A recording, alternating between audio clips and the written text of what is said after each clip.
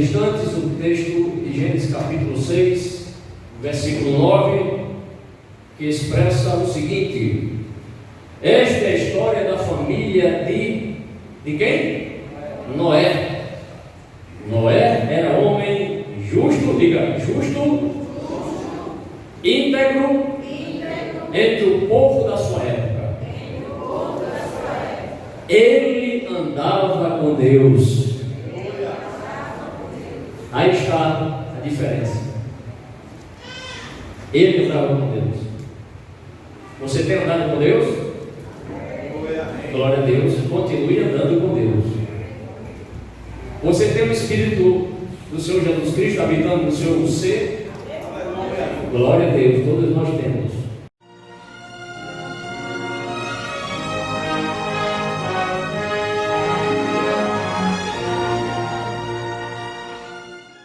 Me permitam, irmãos, que eu inicie esse estudo hoje, essa ministração, trazendo alguns questionamentos, mas não se preocupem em responder agora esses questionamentos. Eu peço apenas a sua atenção para o que irei aqui apresentar ou perguntar.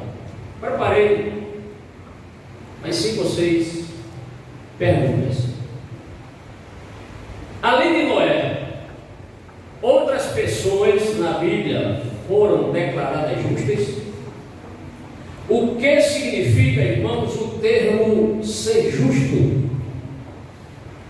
É possível uma pessoa ser salva mediante a sua própria justiça? Como elucidar os conflitos sobre a questão de alguém ser declarado justo? Alguns conflitos. Há categorias de justos? Se há, que tipo de justos? A Bíblia nos revela procedimento para sermos justos no trato com as pessoas?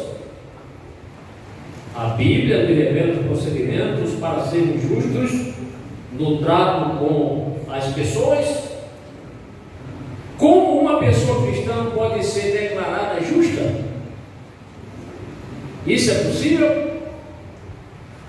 São questionamentos que, como eu disse aos irmãos, não precisa ninguém responder agora. Apenas vocês escutaram, com a ajuda das suas orações e com a graça do Espírito Santo de Deus para nos orientar, nos instruir, trazer aqui à minha mente algo que, no momento que eu estava preparando essa aula, essa ministração, às vezes o Senhor ainda é tão maravilhoso e bom, porque além dele nos falar conosco através da palavra e trazer à nossa mente coisas importantes para que possamos trazer para os irmãos, Deus ele é tão maravilhoso que ainda nos dá mais alguma coisa aqui.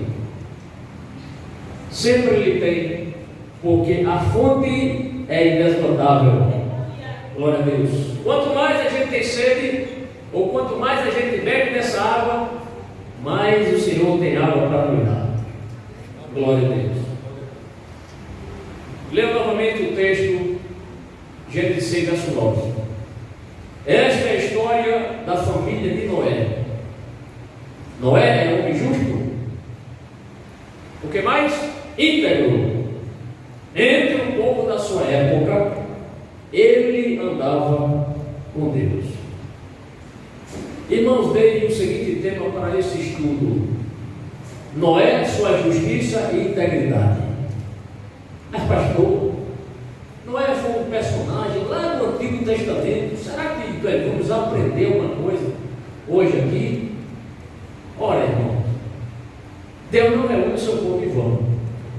E eu tenho certeza absoluta daquilo que o Senhor falou no meu coração. E eu trouxe para vocês comida especial, comida boa. Porque não é comida que depende de mim, é uma comida que depende exclusivamente do Espírito Santo do Senhor. Noé, repita Noé, por favor. Noé, sua justiça e integridade. Observe, irmãos, que nesse texto, a NVI, que é a versão que eu li o texto, nesse texto, Gênesis 6, verso 9, no versículo, ou no princípio do versículo, A Bíblia mostra aqui algo básico para a existência de uma sociedade. Algo básico para a existência de uma sociedade, que é a família.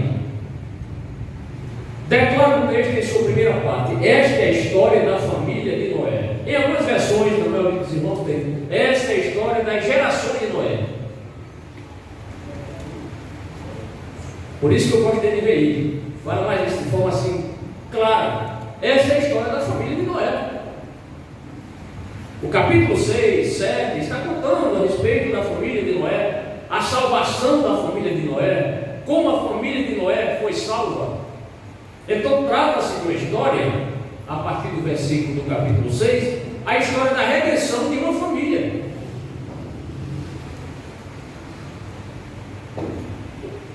A versão dos irmãos aí na grande maioria, a Almeida Revista corrigida, não é isso? Quem tem a Almeida Revista corrigida aqui? Levante a mão, por favor.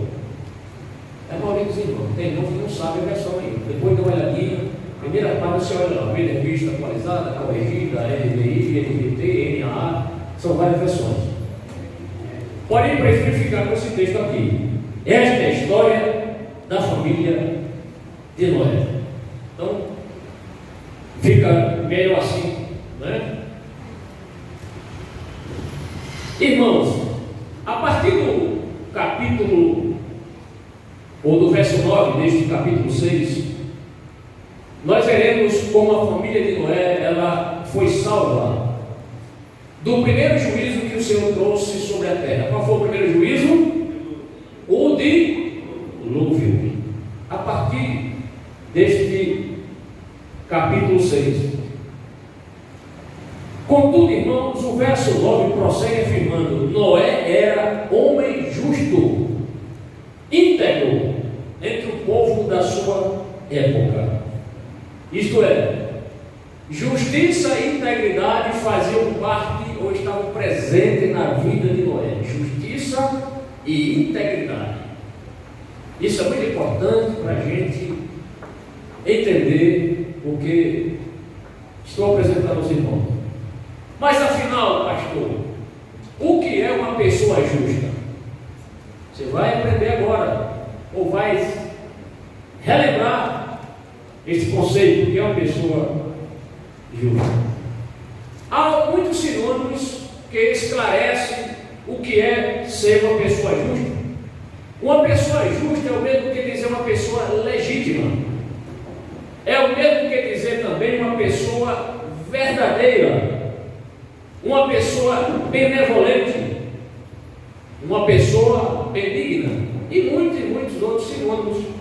Então, uma pessoa justa é uma pessoa íntegra, é uma pessoa verdadeira, não é uma pessoa que tem duas caras, é uma pessoa benevolente, uma pessoa benigna. Aproveito então a ocasião, irmão, para mostrar o oposto. O que é o oposto de uma pessoa justa? É alguém levar uma vida tortuosa, opressiva, tirânica, dominadora e etc, etc. O que é melhor? É ser justo ou ser justo? É ser justo. Vida tortuosa. Antes nós éramos assim, a vida torta, não conhecíamos Jesus, não conhecíamos o plano de Deus para nós, nossa vida era torta, opressiva, tirânica, dominadora.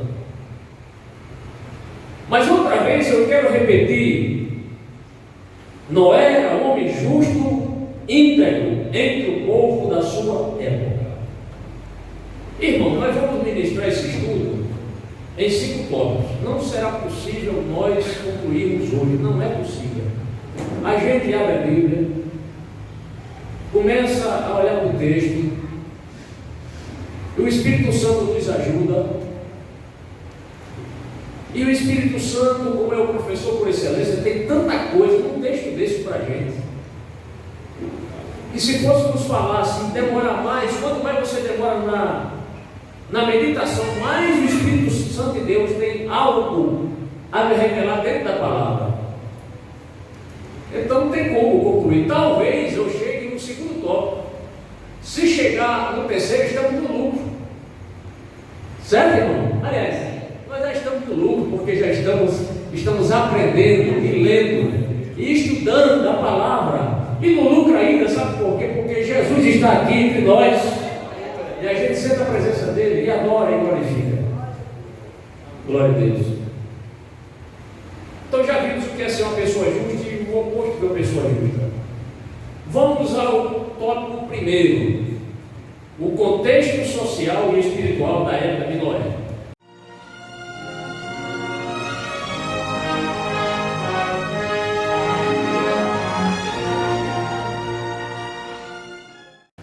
Você pode dizer, naquela época era fácil ser crente.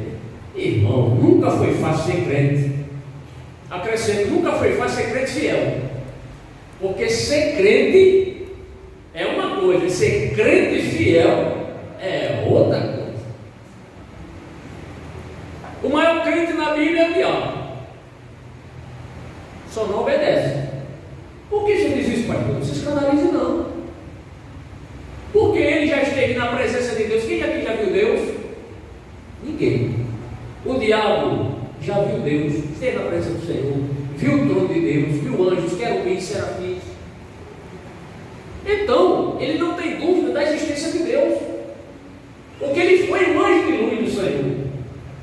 Quando ele não é um crente, não significa obediente. Ele é o maior crente porque ele esteve lá. Ele sabe como é a glória de Deus, o poder de Deus, a magnificência de Deus, mas ele não obedeceu. Por isso ele foi expulso da presença do Senhor.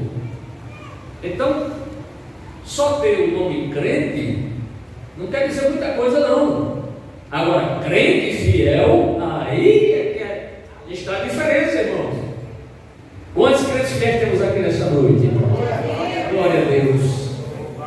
Aleluia. Conviver com os irmãos é algo fácil. Não é fácil ser crente aqui? Todo mundo saúda você, papai do Senhor. Ninguém lhe aborrece, ninguém vai lhe empurrar, ninguém vai lhe olhar com cara feia, pelo menos não é para olhar com cara feia. Ninguém vai discutir com você, ninguém manda muito discutir por aí.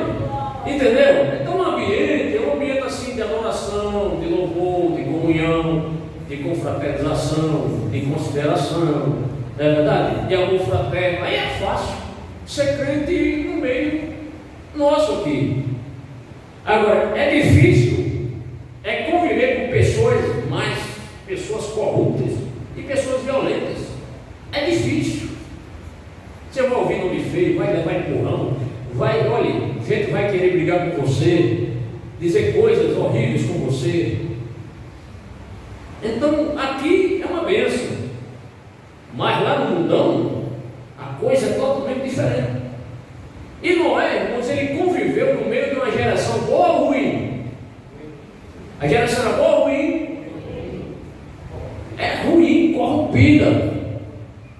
Geração pecadora, distanciada do Senhor.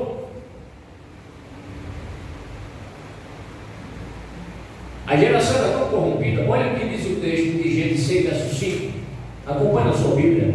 Eu vou ler todos os textos aqui na NVI, tá bom, irmão? Todos os textos na versão NVI.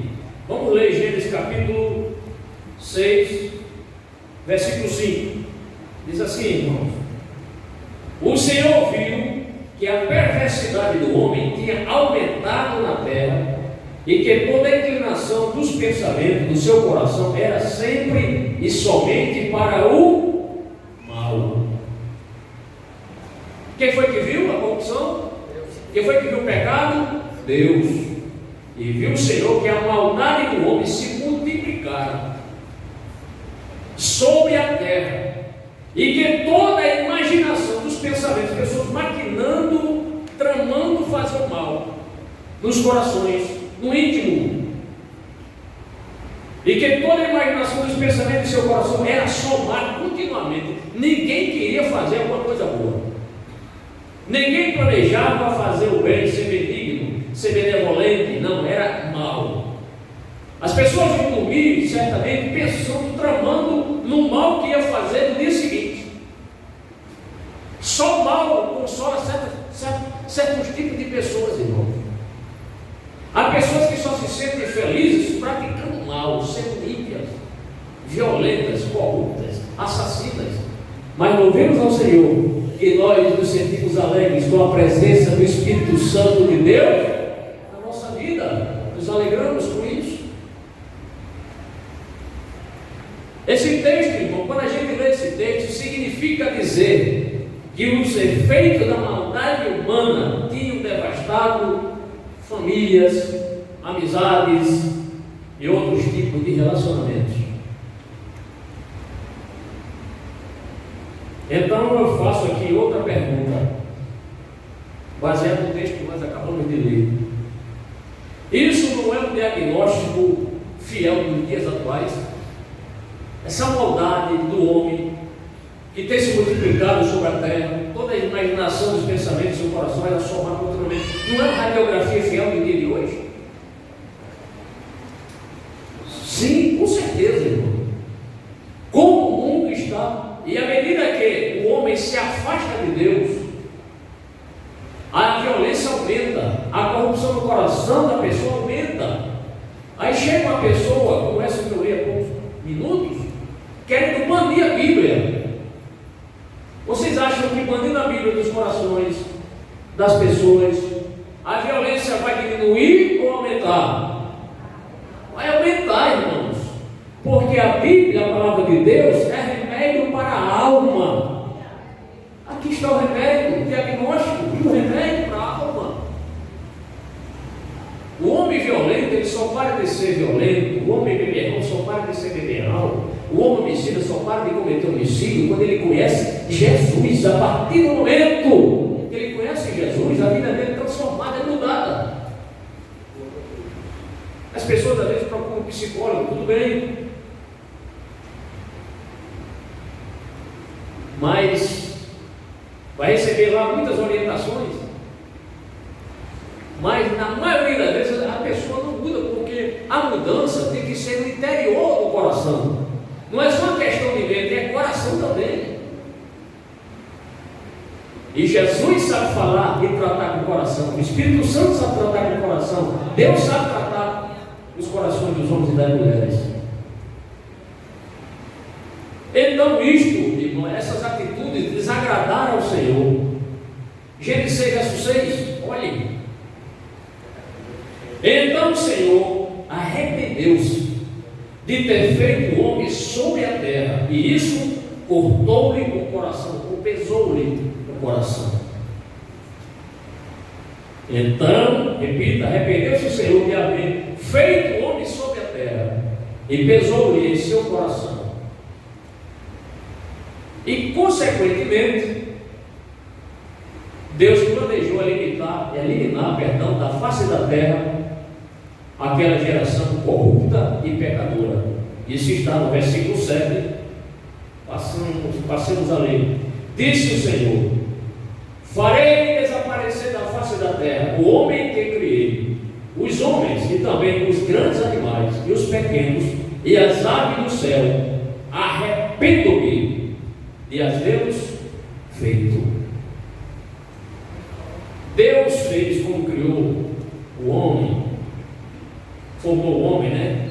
O homem que foi formado, a mulher foi criada, né? Você sabe disso, né? Deus, aliás, o contrário, Deus criou o homem e a mulher que foi formada. O Valena ficou balançando a cabeça assim. O pastor também, às vezes, enquanto aqui eu sou um homem, só que não é o Senhor. Deus criou o homem, não foi? Mas a mulher foi formada, por quê? A partir de algo que foi na costela do homem. Está certo, irmão? Então Deus agora estava planejando destruir aquela geração pecadora. Está aqui no versículo 7.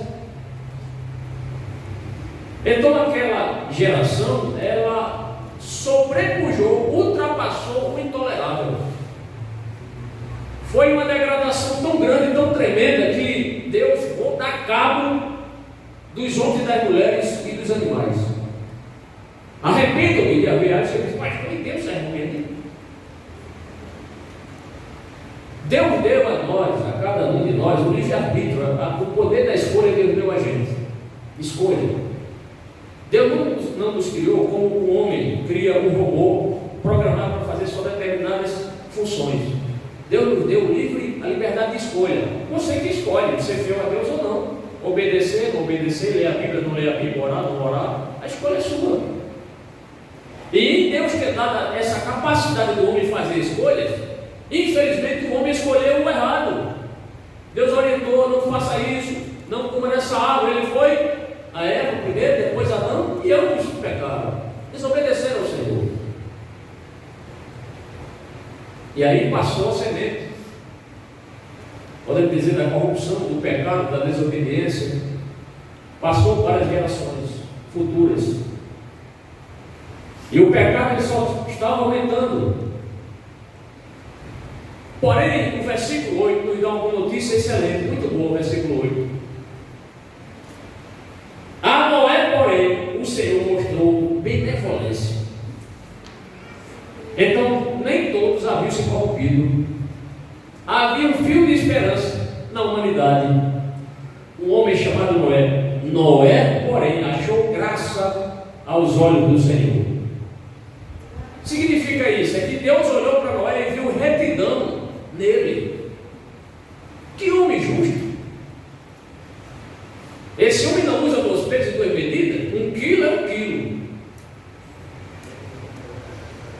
Esse homem não coloca, exemplo, eu estou conjecturando, né? Não é que Deus disse isso, eu estou apenas dando exemplo aqui. Esse homem não é como alguém que vende leite, bota meio litro de leite e o resto é água. E vende com 1 quilo de leite puro e demais, é integral. Tem gente que faz isso, irmão. Balança enganosa, o senhor aborrece. Vai na feira, você quer 1 quilo de batata, aí eles vão pesar na sua frente, só que a balança dele está adulterada, falsificada.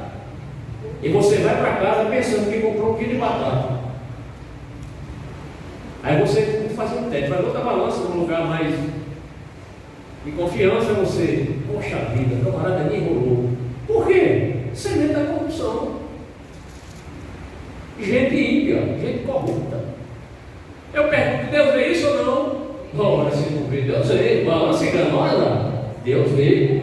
Fraude, não tem. Pode ser que as fraudes dos homens, os homens não desculpam, mas diante de Deus, no dia do juízo, vai pagar centavo por centavo. No dia do juízo.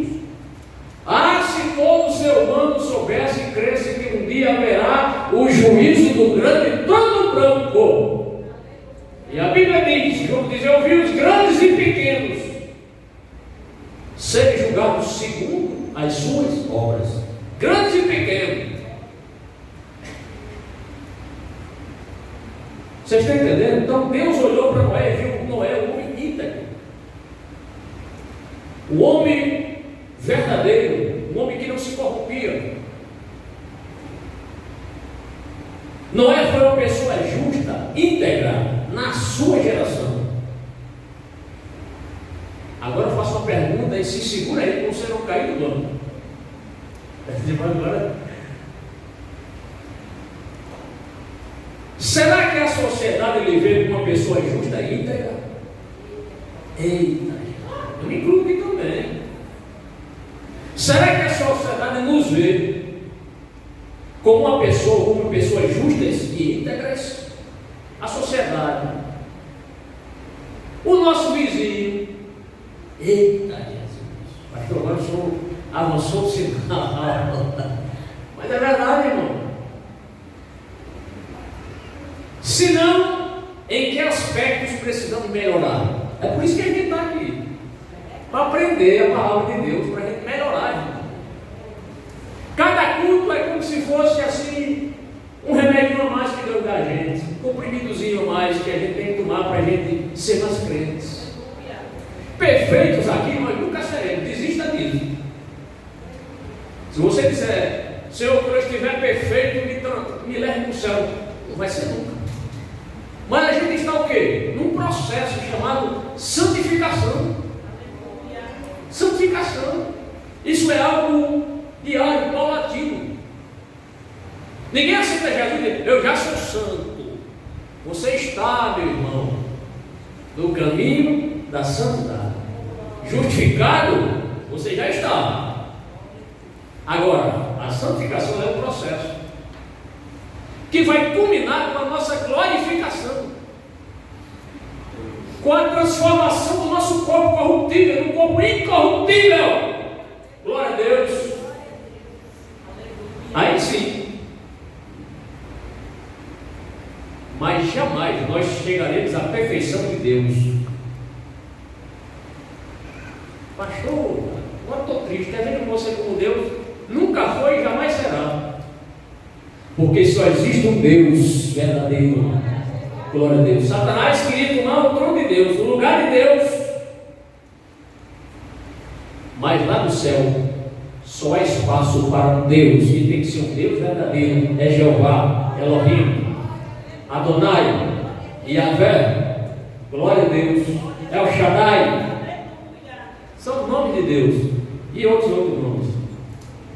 Irmãos, então, se nós precisamos, ou se nós não estamos sendo bem vistos pela sociedade que nos cerca, se não, em que aspecto precisamos melhorar?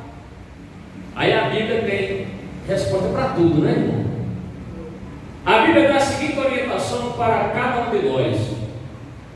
Como saber, pastor? Em que aspecto precisamos melhorar? Diz Paulo escrevendo aos crentes de Corinto, capítulo 11, versículo 28, aquele versículo que a gente sempre lê na Santa Ceia: examine-se o quê? Pois o homem a si mesmo, e assim coma deste pão e beba deste cálice. Examine-se cada um. Meu Deus, quem é que eu tenho que melhorar? Né? Em que aspecto? Eu tenho que ser mais calmo? Eu tenho que ser assim? Né, irmã Jane? Essa mulher precisa ser mais calmo? Ter mais controle? Cada um de nós precisa disso, irmão. Ou será que só eu aqui sou imperfeito? Todo mundo é imperfeito. Quem é perfeito, levanta a mão. Ninguém, né, irmão?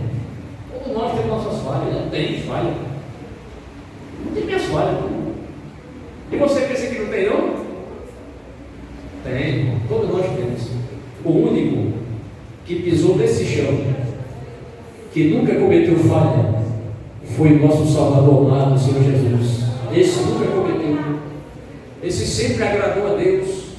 Esse nunca pecou. Ele foi sempre santo. Tentaram levá-lo a pecar, mas ele não pecou. E tudo foi tentado, mas não cedeu 1 milímetro. Foi fiel. E fiel até a morte, morte de cruz. Fidelíssimo. Então esse autoexame de consciência é importante a gente fazer, né? Autoexame de consciência.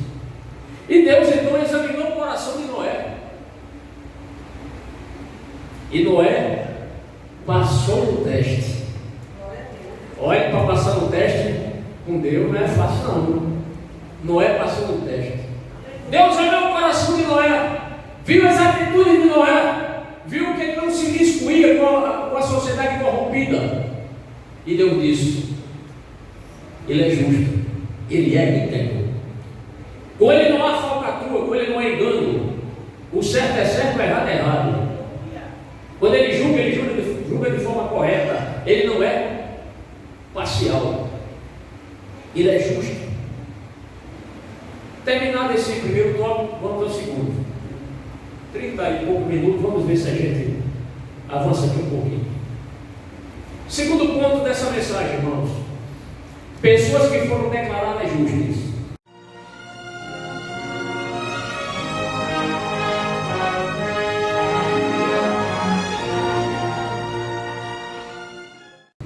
Uma das perguntas que eu fiz: se mais alguém tinha sido declarado ou declarada justa, né? A pessoa. A Bíblia mostra que várias pessoas na Bíblia foram declaradas justas. Não apenas Noé, outras personagens. Depois de Noé. Depois de Noé. Há na história bíblica diversas pessoas que foram declaradamente justas. Cito algumas dessas personagens. No Antigo Testamento, por exemplo, Jó.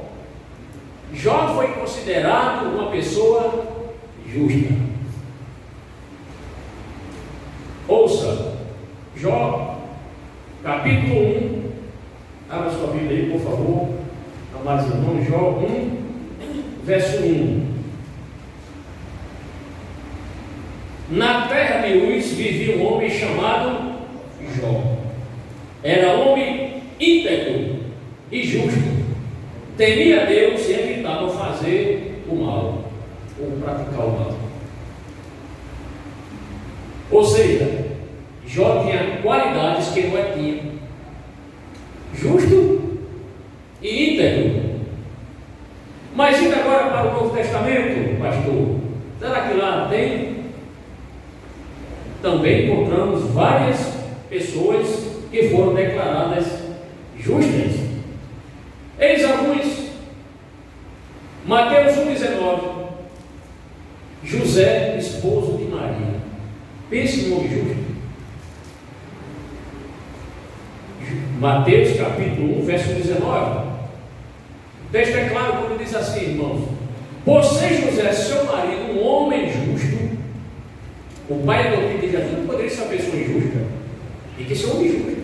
Como marido, não poderia ser uma mulher, qualquer mulher, tem que ser uma mulher santa para ser a mãe de Jesus, ia carregar no ventre o Salvador dela. Então tem que ter uma reputação ilibada diante de Deus e dos homens.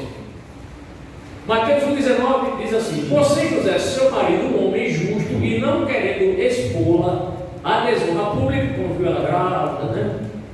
Pretendia anular o casamento secretamente. Por quê? Porque não queria difamá-la, para não ser apedrejada. Então ele, por ser um homem justo, um homem bom, procurou terminar o casamento de forma secreta. E Deus foi tão maravilhoso, quando ele estava preocupado. Eu imagino, meu Deus, o que vai ser de mim? Minha noiva apareceu grávida, vai ser apedrejada, que humilhação para mim. Aí ele foi dormir. Aí Deus mandou o anjo falar com ele em sonho: José, não tem mais receber Maria, tua mulher. Aleluia. Glória a Deus. Porque ela, o ventre, o ser que está nela, foi concebido pelo Espírito Santo. Ela concebeu pelo Espírito Santo José. Aí José, no outro dia, recebeu Maria como sua mulher. Deus recompensa a fidelidade, Deus recompensa a justiça. Glória a Deus.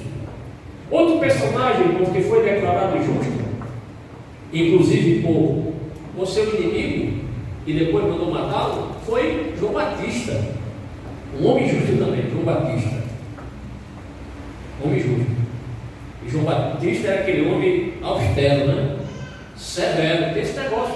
Raça de víbora! Estava dizendo a verdade e nem por isso deixou de ser justo. Se ele chamou ele de raça de víbora, porque era mesmo. É a raça. Não é que eles eram víbora, era as atitudes. Ou seja, raça de cobra, porque cobra tem veneno. Está dizendo isso. Serpente, raça de víbora. Se eu disser aqui para os irmãos numa pregação, raça de víbora, não fico crendo aqui. Aí todo mundo embora, esse pastor chamando a gente de víbora. Mas jamais vou dizer isso, né, irmão? Misericórdia, né? Glória a Deus. Vamos para frente. Vamos para frente. Qual é o texto? Marcos 6, verso 20. Marcos, vamos ler esse texto, irmão? Marcos capítulo 6, versículo 20, vai mostrar isso que eu estou confirmando os irmãos. Marcos 6, versículo 20, mostrando o que eu acabei de confirmar aqui entre os irmãos. Porque Herodes temia João e o protegia, sabendo que era um homem justo e santo. E quando ouvia, ficava perplexo. Mesmo assim, gostava de ouvi-lo. Por isso que ele temeu quando a moça lá dançou, e ela foi pedir à mãe dela, Herodias, endiabrada só. O rei tinha dito: peça o que você quiser, até metade do reino eu dou. E ela: peraí, vou mostrar a mamãe. Aí a mãe: cabeça de João Batista no prato. Quando ela disse isso perante os convidados da festa, ele tremeu nas bases.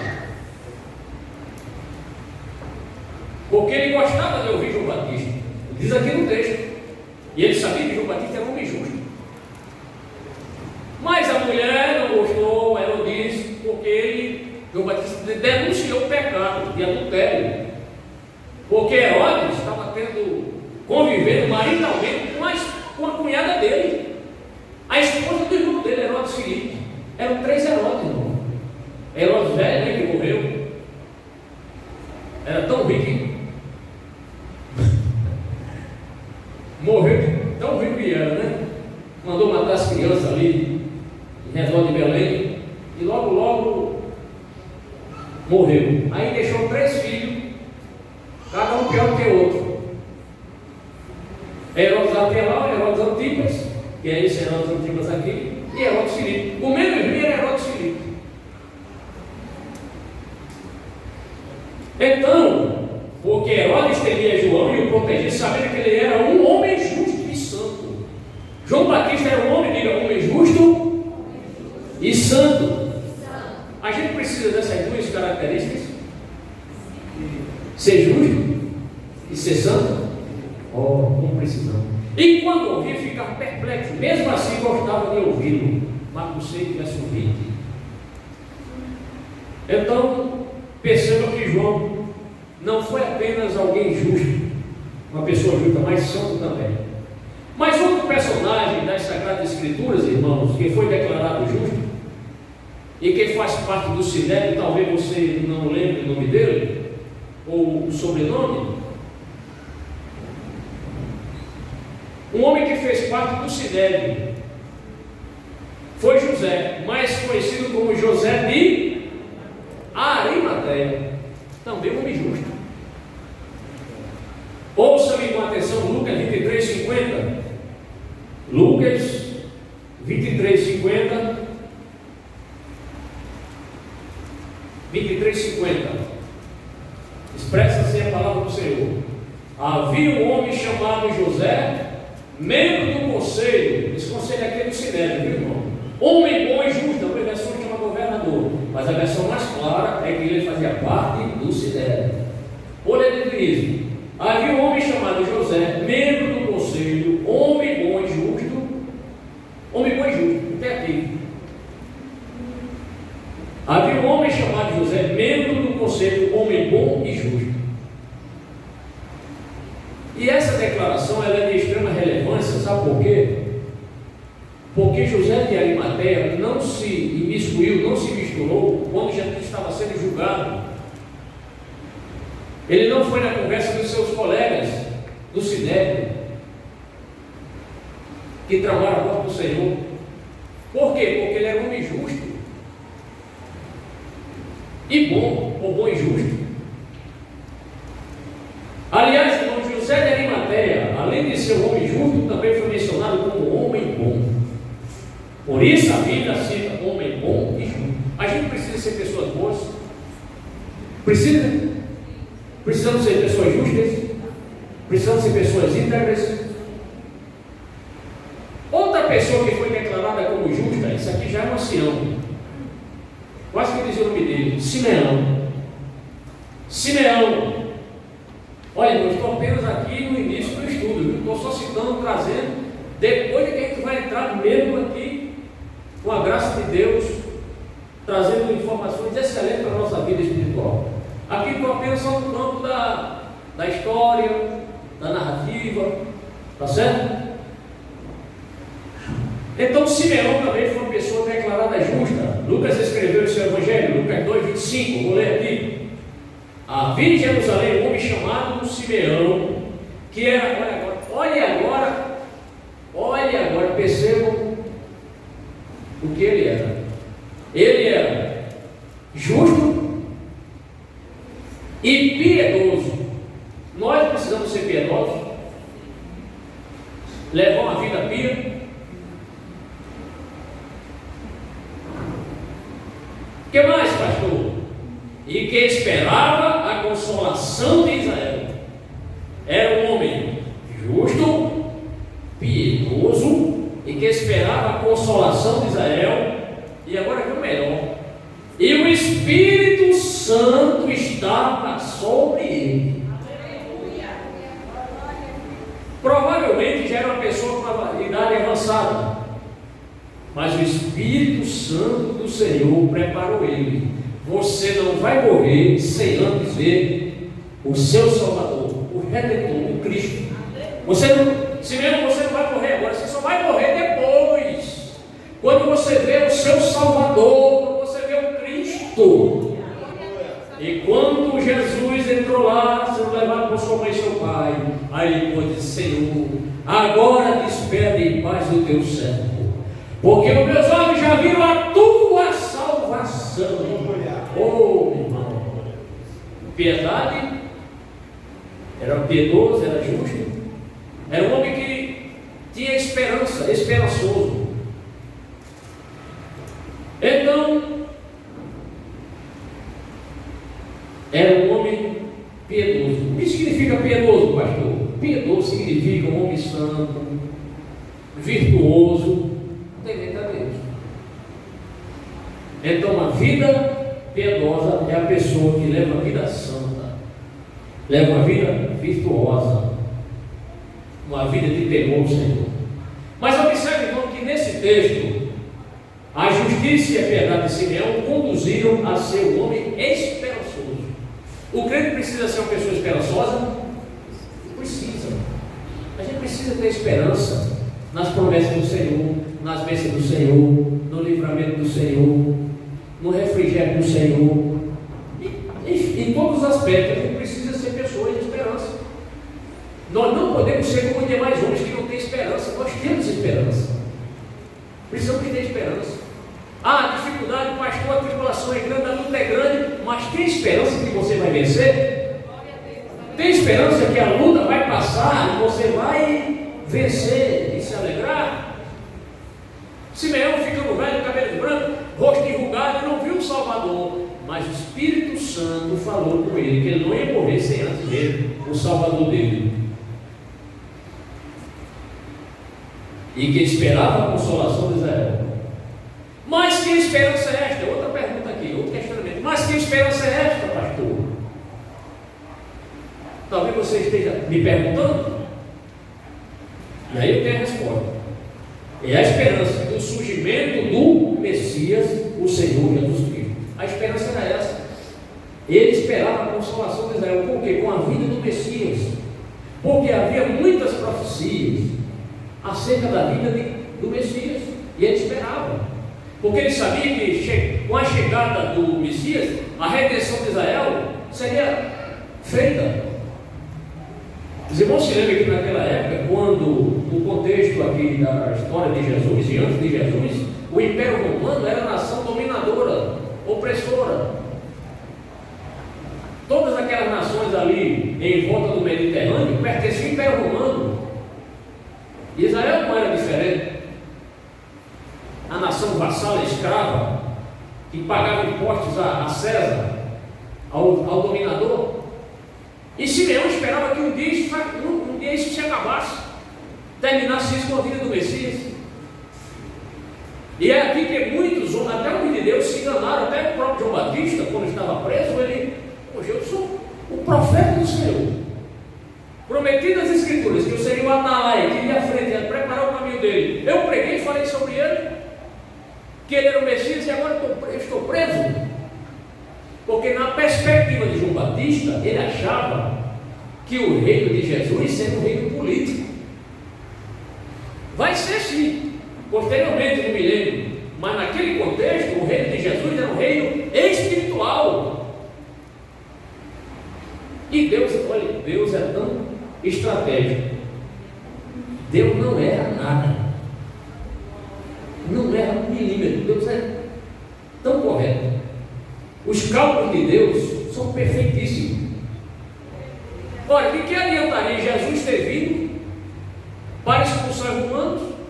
Tudo bem, Jesus, vou expulsar os romanos, mas o coração dos judeus continuava ainda duro.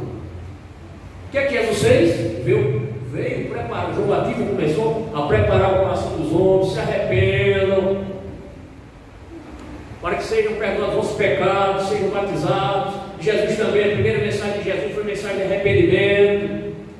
Então, o que Deus queria primeiro era a mudança no interior, nos corações. É como a igreja pode ser a igreja mais bonita do mundo, toda dourada.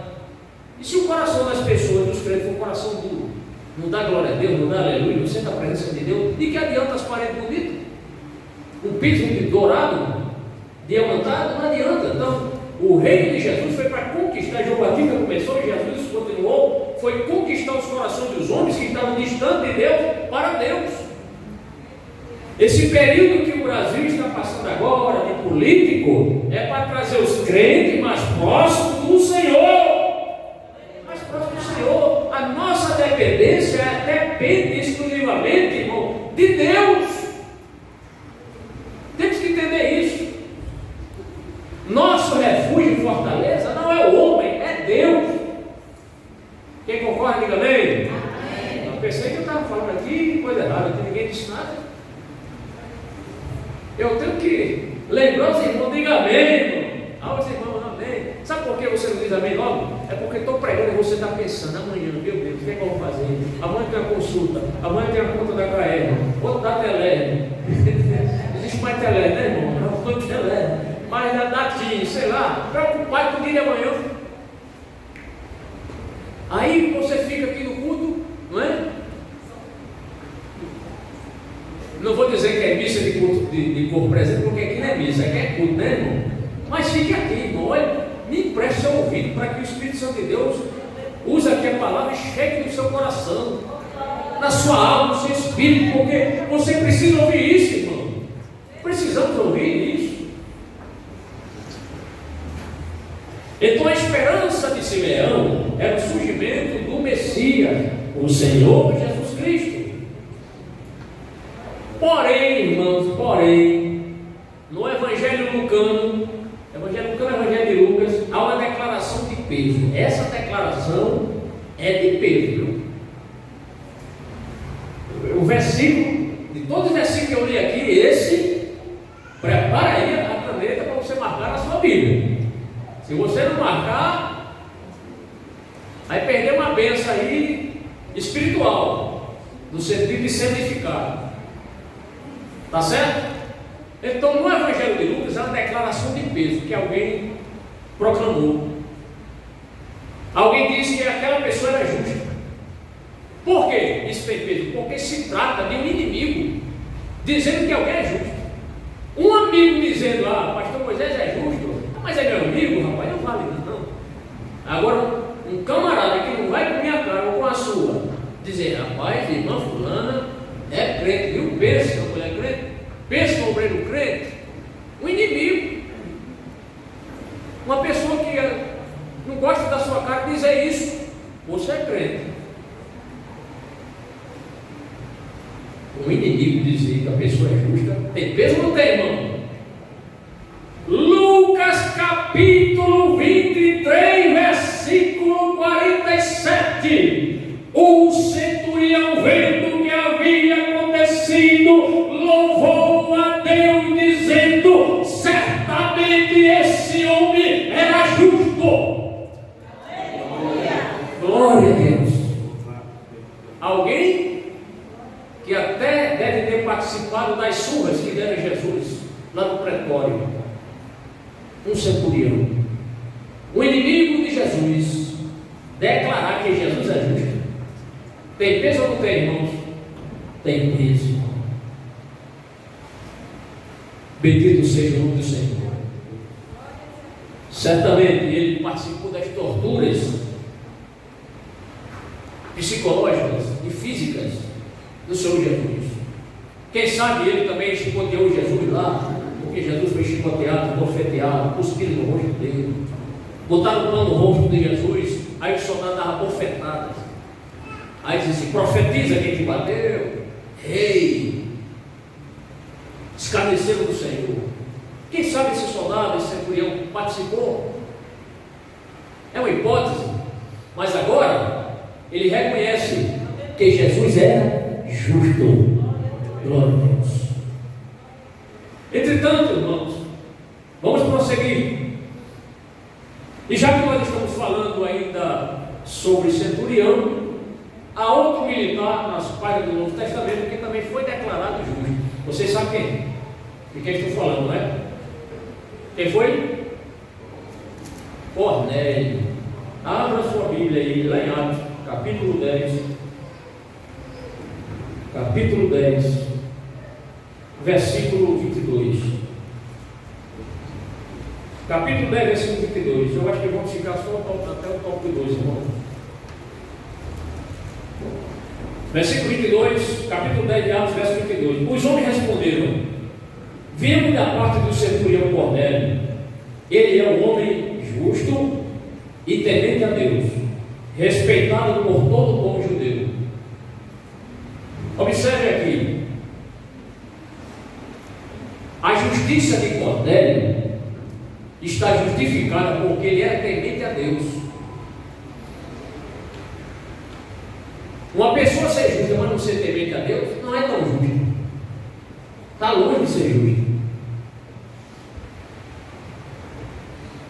Então essa justiça de Cornélio e seu temor a Deus levou o mesmo a ser respeitado pelo povo israelita. Olha, irmão, um israelita respeitar um romano não era algo fácil, não, porque os romanos eram os ocupantes da nação, oprimiam a nação.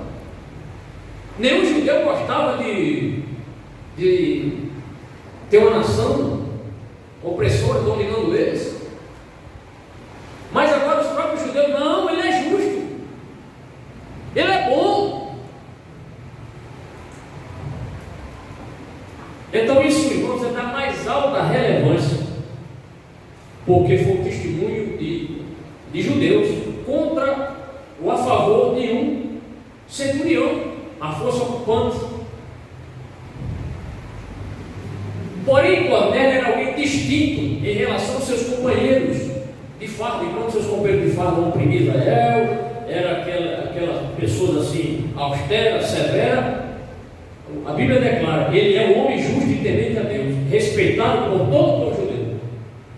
Pergunta, irmãos: o que levou o centurião Cornélio a ser respeitado pelos próprios israelitas? O que levou Cornélio a ser respeitado pelos próprios israelitas? Eu coloquei aqui 3 opções, e nenhuma dessas aqui é verdadeira. Não foi porque ele ocupava um elevado posto no exército, não foi porque ele comandava uma centúria, muita gente diz 100 homens, não, variava de 80 a 100 homens, uma centúria, de 80 a 100 soldados, uma centúria. Não foi por ele ser um oficial da alta patente do exército romano. O que levou o centurião Cornélio a ser respeitado pelos próprios israelitas? Resposta: a sua justiça e piedade perante Deus. Pronto. A justiça dele, a piedade dele perante Deus. Isso destacou ele. Então Cornélio era um prosélito. O prosélito é aquela pessoa que observa as leis judaicas. Ele não é judeu, ele é um gentil, mas ele adota como religião o judaísmo, adorar somente a Deus. E depois, os irmãos conhecem a história, ele foi convertido, com a presença, com a chegada de Pedro lá na residência dele, e começou a falar sobre o Espírito, começou a testificar de Jesus, e o Espírito Santo veio sobre ele, semelhante ao que aconteceu lá com os apóstolos do Pentecostes. E ele foi cheio do Espírito Santo também do Senhor. A vida dele mudou. Então era um piedoso que se tornou um cristão. Não é algo maravilhoso isso? Com certeza. Agora, irmãos, se a Bíblia menciona que Noé era homem justo, íntegro, entre o povo da sua a Bíblia registra também sobre Cornélio. Ele é um homem justo e temente a Deus, respeitado por todo o povo judeu. Amém? Eu quero ficar por aqui, apesar de faltarem 10 minutos. Creio que não vai ser possível escorrer. Vamos tentar, né? Se eu passar 5 minutos, o irmão me tolera aí? 5 minutos? O senhor não? Alguém vai querer ir embora agora? Sai não, ainda falta 10 minutos.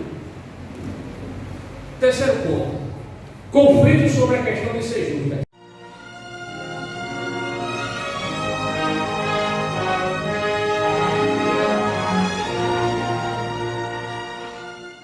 Conflitos sobre a questão de ser justo. Algumas coisas que você já leu na Bíblia não entendeu, mas pastor, será que existe mesmo pessoa justa?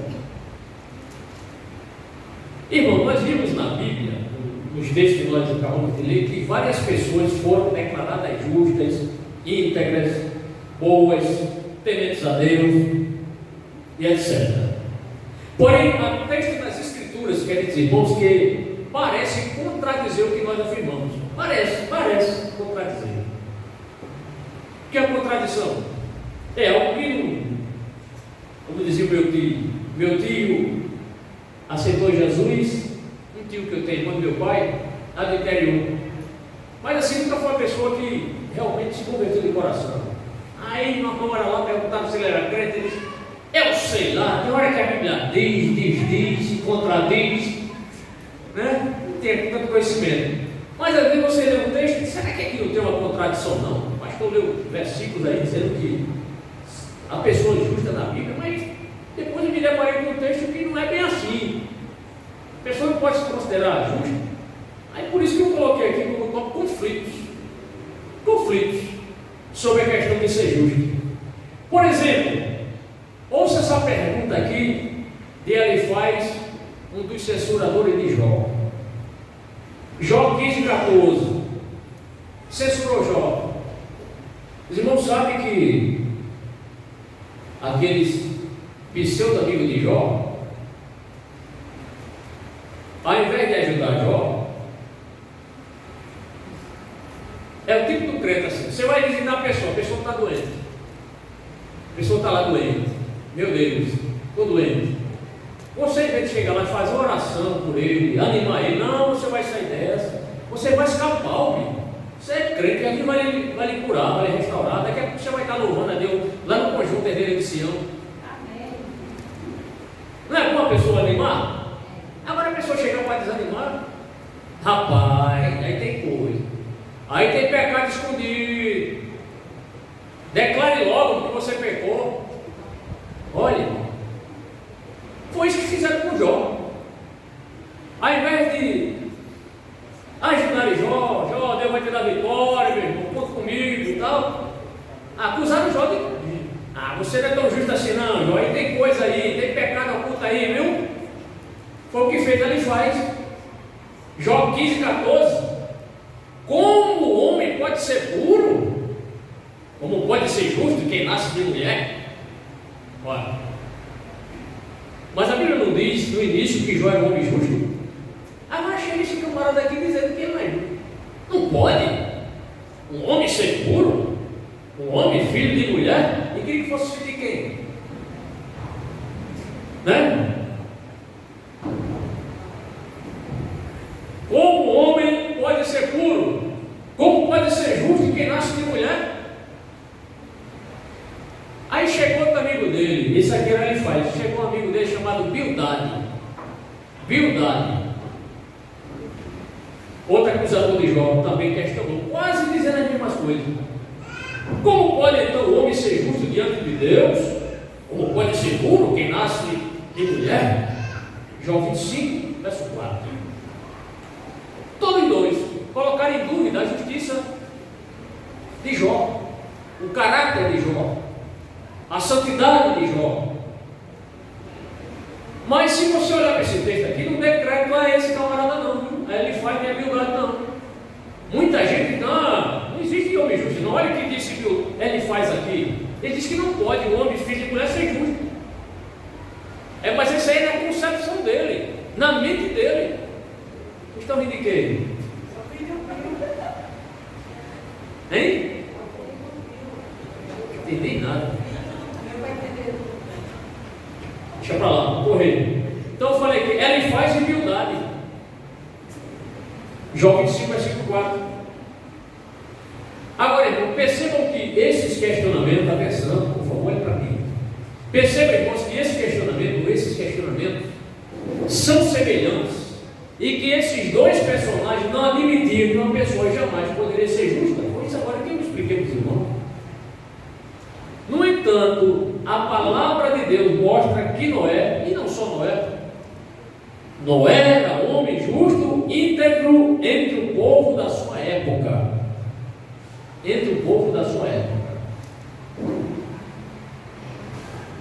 Ainda alguns minutinhos aí. Irmãos, a bem da verdade, há dois tipos de justos. Anote aí. Há dois tipos de pessoas justas. Há o justo perante a justiça dos homens. Anotou aí, irmão Gerson? Há o justo perante a justiça dos homens e há o justo perante a justiça divina. Entendeu aí, irmão? Nosso convertido, entendeu? Há o homem justo perante a justiça dos homens. Ele obedece todos os códigos ali, as leis. E há o justo também perante Deus. Ouso dizer que é possível um homem até ser justo perante as leis humanas e não ser justo por relacionar com Deus.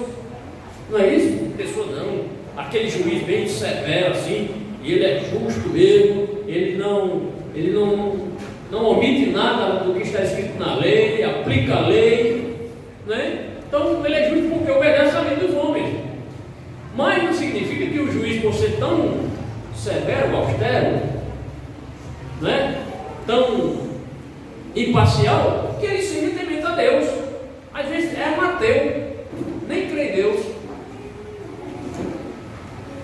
E ser justo não é algo impossível. Guarde isso, olha, ser justo. Atenção, crianças, silêncio, por favor. E ser justo não é algo impossível, irmão. Por quê?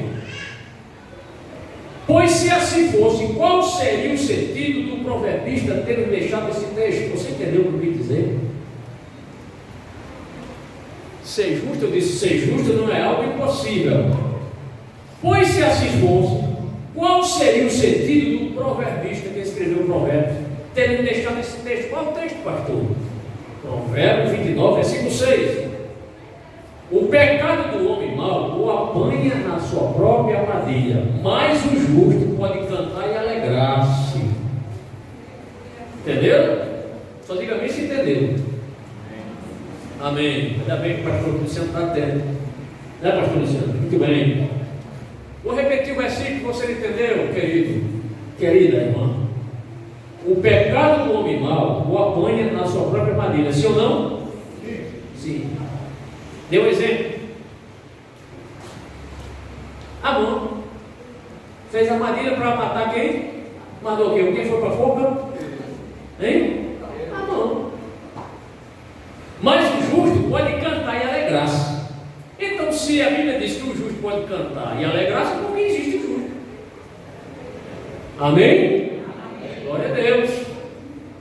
Agora, note que ser justo não é algo que venha nos torturar, espiritualmente falando, ou com algo ruim de se praticar. Ser justo não é algo ruim. Ser justo tem que dar prazer. Mas o justo pode cantar e alegrar-se. Então, servir a Deus, procurar ser santo, procurar ser justo, procurar ser correto, isso deve ser motivo de prazer e não de sacrifício, de subserviência, assim, debaixo do rigor divino, não.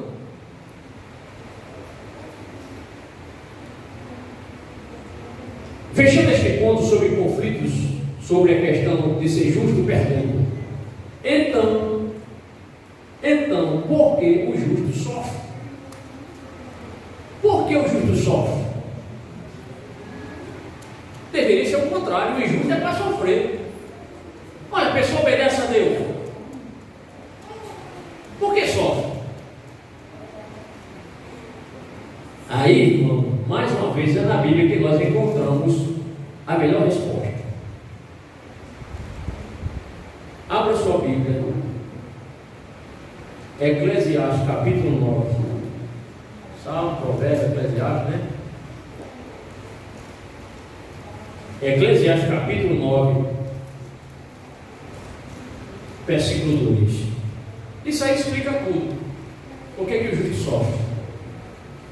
Porque na lógica era só o injusto sofrer, né?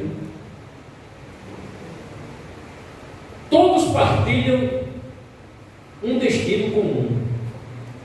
O justo e o ímpio, o bom e o mau, o puro e o impuro, o que oferece sacrifício do que não e o que não oferece.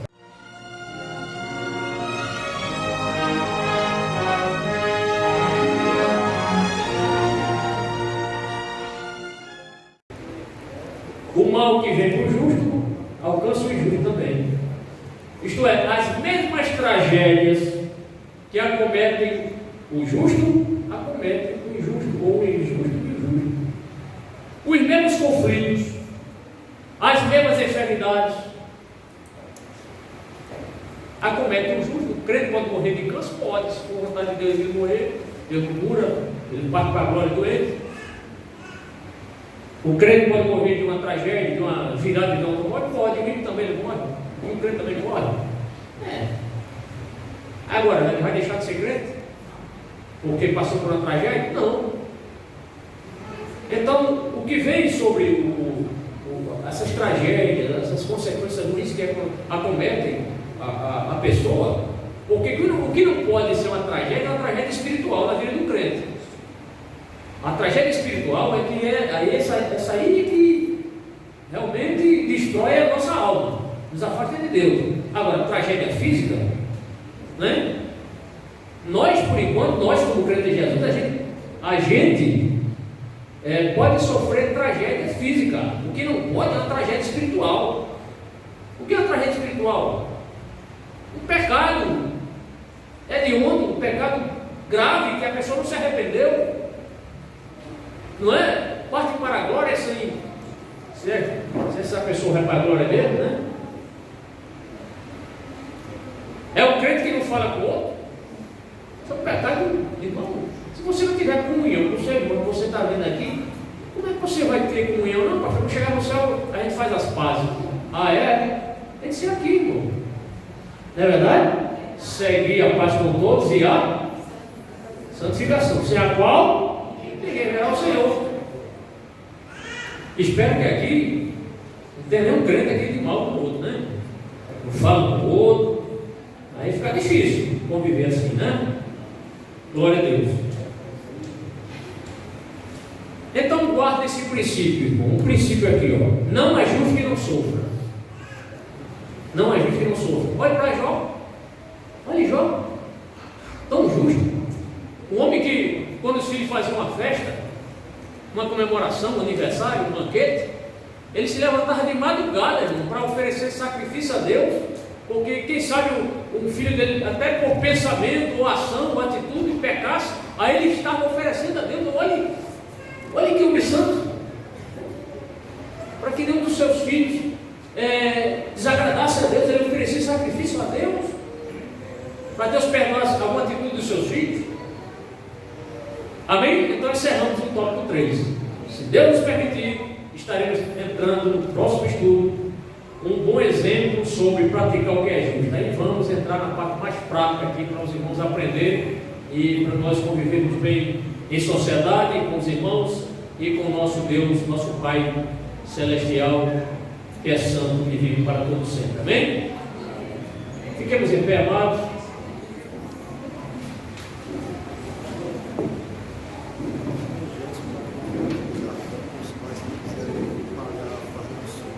Amém. Por favor, irmão Silvio, deixa eu retornar. Depois da oração, irmão Silvio tem uma comunicação aqui, tá bom? Feche seus olhos. Peça a Deus agora para você, Senhor, me faça crente mais justo. Eu quero ser um crente justo, um crente íntegro, um crente, Senhor, piedoso. Amém? Deus vai se agradar desse pedido, irmão. Se você fizer esse pedido com sinceridade no coração, Senhor, eu quero ser mais crente, mais santo, mais justo, mais íntegro, mais temente a Ti, Senhor, me ajude.